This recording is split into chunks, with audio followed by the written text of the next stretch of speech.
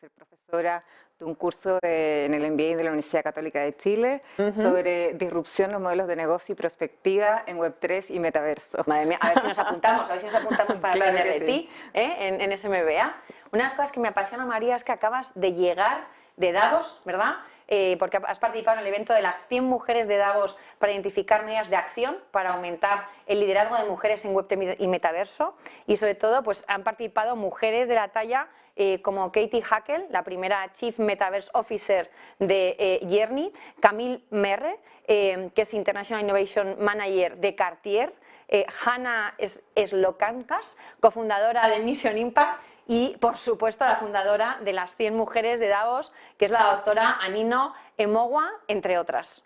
Así es, mira, fue súper interesante porque fue un grupo de 15 mujeres de distintos ámbitos, inversores, comunidad en el sector tecnológico, fomentando la participación de mujeres en ella, y emprendedoras, fintechs, o bueno, cripto fintechs, por supuesto, también... Y lo interesante es que estuvimos conversando sobre cuál ha sido nuestras trayectorias, nuestras experiencias y nuestros desafíos que hemos tenido a lo largo de este trayecto en Web3 y ahora metaverso, ¿no? Y identificando justamente cierto tipo de barreras que tanto a nosotras o hemos visto en otras mujeres, buscando el poder identificar también medidas de acción en las cuales estamos trabajando en un documento que estamos justamente, como tú señalas, lideradas por la doctora Anino Emowa, que fundó las 100 Mujeres de Davos, y con la idea de poder traer más mujeres a Web3, a metaverso, y que sean líderes y que estén en primera fila generando estos cambios y estas disrupciones que van de alguna otra forma modelar los próximos años en los modelos de negocio, la economía y finalmente el impacto que ello tiene en la sociedad.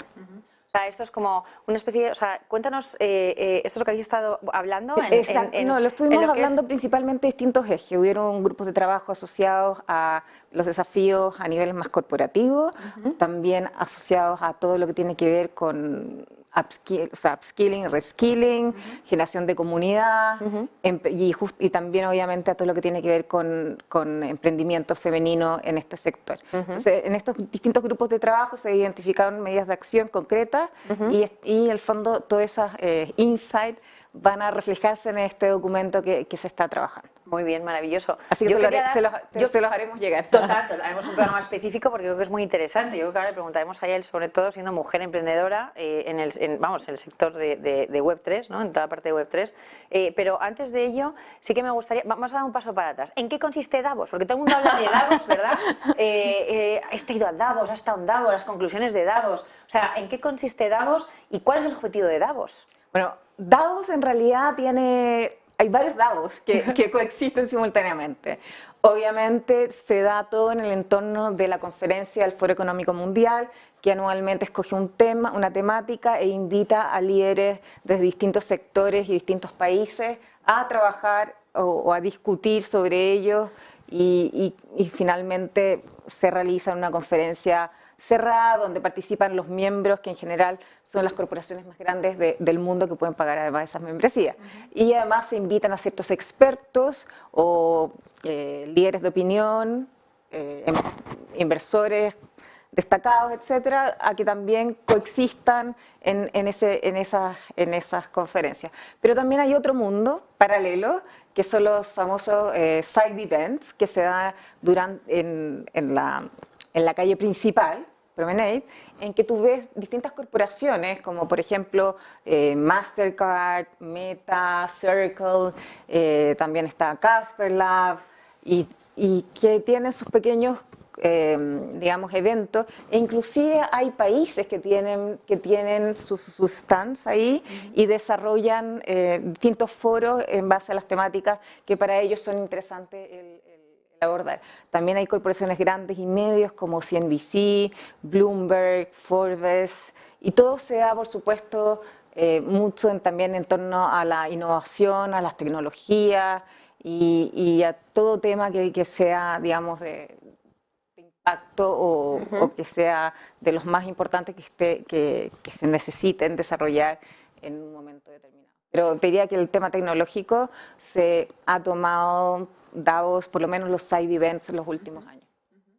Y tú, Yael, siendo mujer y siendo, o sea, emprendiendo además en el sector tecnológico, cuéntanos cómo lo vives tú, o sea, es decir, qué sientes o cómo, o sea, tú ahora mismo estás liderando una industria en España, o sea, una industria financiera, en el sector financiero, en el sector tecnológico.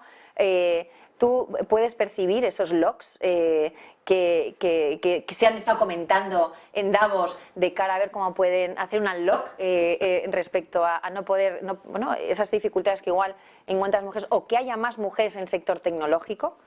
Sí, justo además que lo estamos comentando, bueno, la importancia de visibilizar todas estas experiencias de estas mujeres que están liderando pues, su sector y que cuentan toda su trayectoria y que, bueno, que inspiran a otras chicas que quieran seguir ese camino.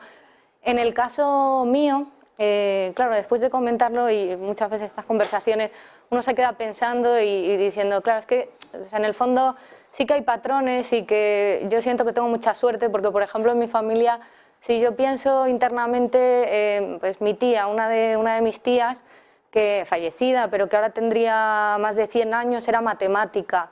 Mi madre era bioquímica. En aquella época el estudiar y el dar esa importancia a la ciencia y a la tecnología y el no ponerte barreras porque culturalmente en el entorno no había otras mujeres que siguieran ese camino, pues yo lo he visto de manera muy natural. Entonces también por ese motivo cuando yo hablo de manera natural digo, es que yo no vivo este camino en el sentido de vivirlo como mujer, yo lo vivo como un camino interesante que para mí es natural y no hay ninguna barrera conceptual que pueda impedir que yo pueda recorrer ese camino, ¿no? ¿Por qué motivo iba a ser así?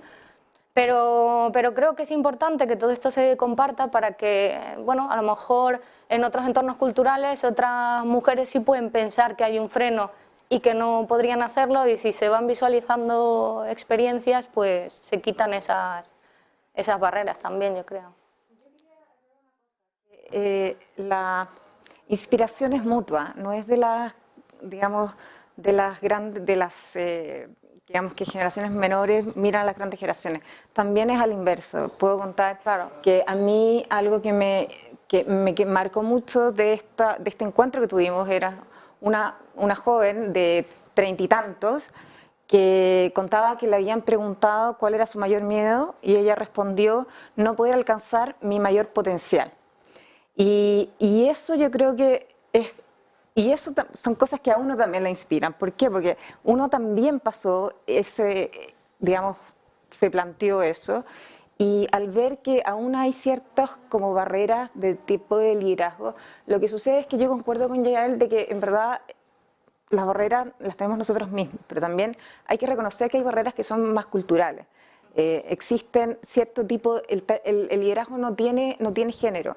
Es verdad, de hecho existe un libro muy interesante de Francesca Gino que se llama Talento Rebelde y que nombra 5 cualidades que son importantes para un líder, pero que son cualidades que son rebeldes para la cultura del tipo de liderazgo que tenemos, que digamos que se viene desarrollando por años.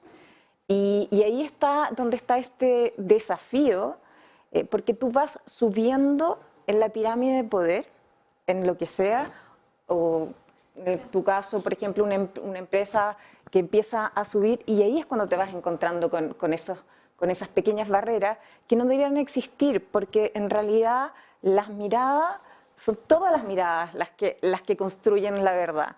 Necesitamos tanto liderazgos que son más masculinos como el liderazgo femenino, pero se requiere que también ese liderazgo femenino distinto se valide, porque además ya hay estudios que demuestran de que fomentan la innovación, fomentan la creatividad dentro de los colaboradores, y eso es súper importante también desde el punto de vista de la innovación y lo que podemos construir, co-construir como sociedad utilizando la tecnología como herramienta. Bueno, pues después de esta píldora inspiradora para terceras personas, bueno, a mí me pasa que cuando yo tengo que ir al colegio de mi hija de 5 años a explicar qué hago yo. Entonces me voy a tener que inventar, voy a tener que inventarme que tengo un restaurante, porque lo van a entender, ¿no? O sea, ¿cómo le explicas tú a un niño de 5 años? Porque que estás ayudando a construir una, ¿no? Una compañía tecnológica y además en Web3 y además de cara a la economía tokenizada, ¿no? Entonces, bueno, en fin, ya os contaré cómo lo hago en el siguiente episodio. Pero bueno,